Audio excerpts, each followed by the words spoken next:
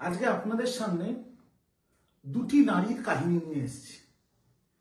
একজন অগ্নিকন্যা, আমার আপনার সকলের ঘরের মেয়ে, বাংলার মুখ্যমন্ত্রী, তৃণমূল কংগ্রেসের দলনেত্রী, দেশনেত্রী, মাতৃসমা মমতা বন্দ্যোপাধ্যায়। কেন বলছি অগ্নিকন্যা?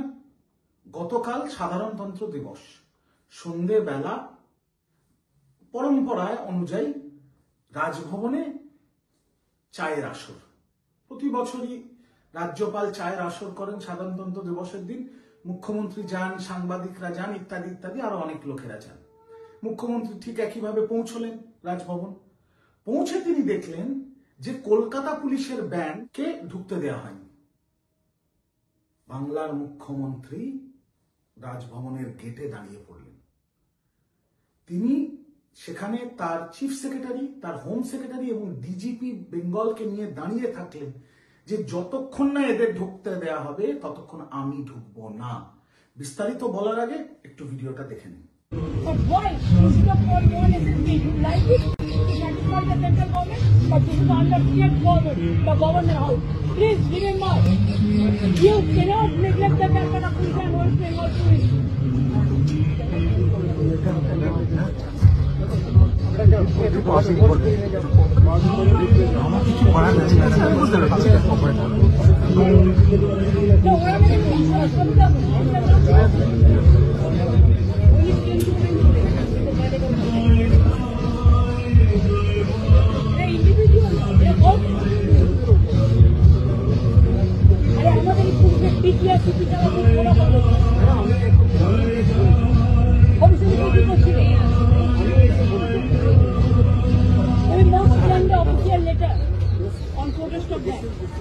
चलो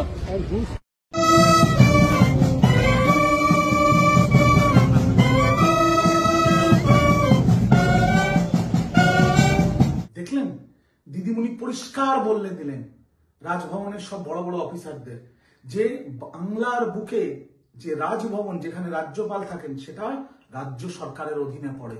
আর সেই রাজ্য সরকারের অধীনে রাজভবনে কলকাতা পুলিশের ব্যান্ডকে ঢুকতে দেওয়া হবে না, তাহলে তিনি নিজে ঢুকবেন না। দম আছে বস, দম আছে মহিলা। তিনি ওখানেই দাঁড়িয়ে থাকলেন। প্রথমে কলকাতা পুলিশের ব্যান্ডকে ঢোকানো হলো, তারপরে তিনি ঢুকলেন। ঢুকে কলকাতা পুলিশের ব্যান্ডকে বলে দিলেন কি গান বাজাতে হবে, সেটা ওরা বাজানো শুরু করলো। তারপরে রাজ্যপাল সস্ত্রীক এসে দিদির সাথে দেখা করলেন। দিদি ওখানে দাঁড়িয়ে রাজ্যপাল এবং তার স্ত্রীকে সঙ্গে নিয়ে পুরো কলকাতা পুলিশের ব্যান্ডের পারফরমেন্সটা শুনলেন। এই হচ্ছে বাংলার মুখ্যমন্ত্রী মমতা ব্যানার্জি, অগ্নিকন্যা মমতা ব্যানার্জি। যখন ধনকর ছিল তখনও তিনি মাথা নত করেননি। আজকে সিবি আনন্দ বোস আছেন, আজকেও তিনি মাথা নত করেননি। আমার আপনার গর্ব হওয়া উচিত যে আমরা এরকম একটা মুখ্যমন্ত্রী পেয়েছি। আগামী কয়েক শতাব্দীতেও বাংলা আর এরকম মুখ্যমন্ত্রী পাবে না।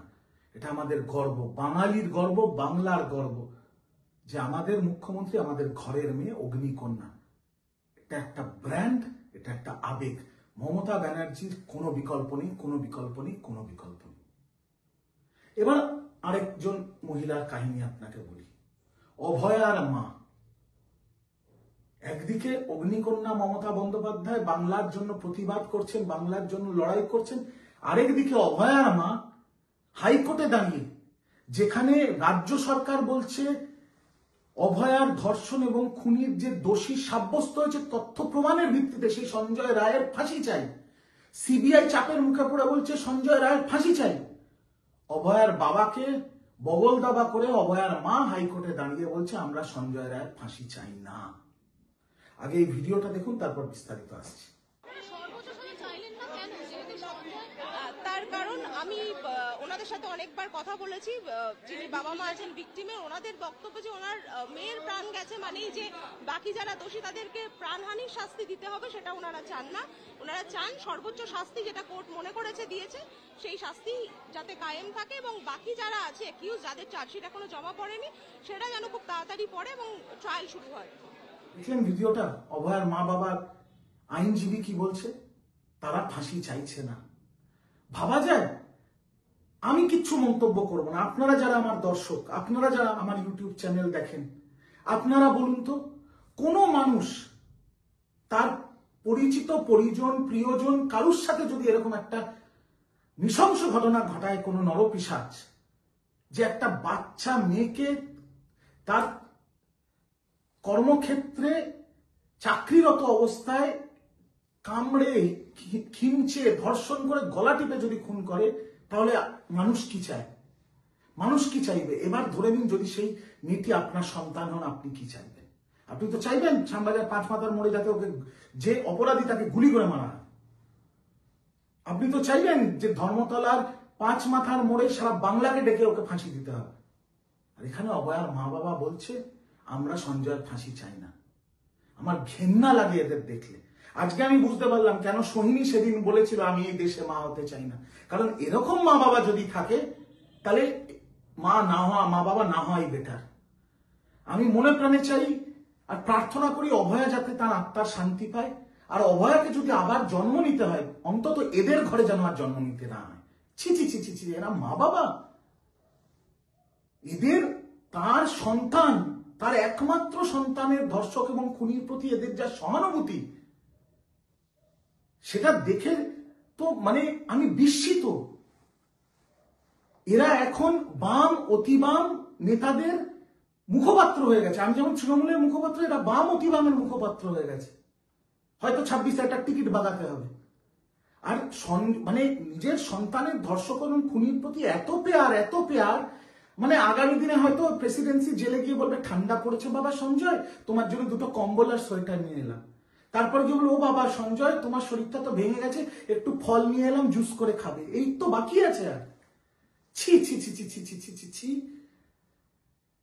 সারা বাংলার মানুষ, সারা ভারতবর্ষের মানুষ, সারা বিশ্বের মানুষ এরকম একটা নরপিশাচ, এরকম একটা অপরাধীর যেখানে ফাঁসির দাবি করছে, রাজ্য সরকার ফাঁসির দাবি করছে, তথ্য প্রমাণের ভিত্তিতে 5 মাস তদন্ত করে সিবিআই ফাঁসির দাবি করছে, কোর্ট দোষী প্রমাণিত করে দিয়েছে সঞ্জয় রায়কে, বলেছে সব সিবিআই বলে দিয়েছে ধর্ষণ এবং খুনের মামলার সব তদন্ত শেষ, যে ধারায় ফাঁসি আছে সেই ধারায় যাবজ্জীবন ছিল। সিবিআই কোর্টকে বোঝাতে পারেনি ঠিক করে, কোর্ট যাবজ্জীবন দিয়েছে।